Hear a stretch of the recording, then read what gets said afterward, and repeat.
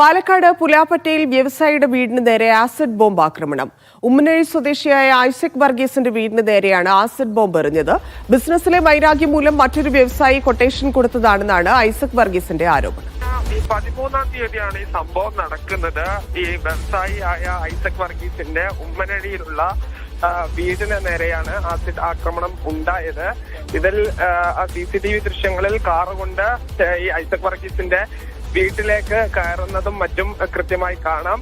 ഇത് വെച്ചുള്ള പരിശോധനയാണ് ആരുടെ വാഹനമാണെന്നും ആരാണ് ഇതിന് പിന്നിലെന്നും കണ്ടെത്തിയിരിക്കുന്നത്. എന്തായാലും മണ്ണാർക്കാട് DYSPയുടെ നിർദ്ദേശപ്രകാരം കോങ്ങാട് പോലീസ് വിശദമായ അന്വേഷണം ആരംഭിച്ചിട്ടുണ്ട്. ഈ മറ്റൊരു വ്യവസായിയുടെ മുൻവൈരാഗ്യമാണ് ഈ ആക്രമണത്തിന് പിന്നിലെന്നും എറണാകുളത്തുള്ള കൊട്ടേഷൻ സംഘത്തെ ഉപയോഗിച്ചാണ് ആസിഡ് ആക്രമണം നടത്തിയത് എന്നുമാണ് പറയുന്നത്. ഇത് 3-ാം തവണയാണ് സമാനമായ രൂപത്തിലുള്ള ആക്രമണത്തിനുള്ള ശ്രമം നടക്കുന്നത് എന്നും ഐസക് വർഗീസ് ആരോപിക്കുന്നു.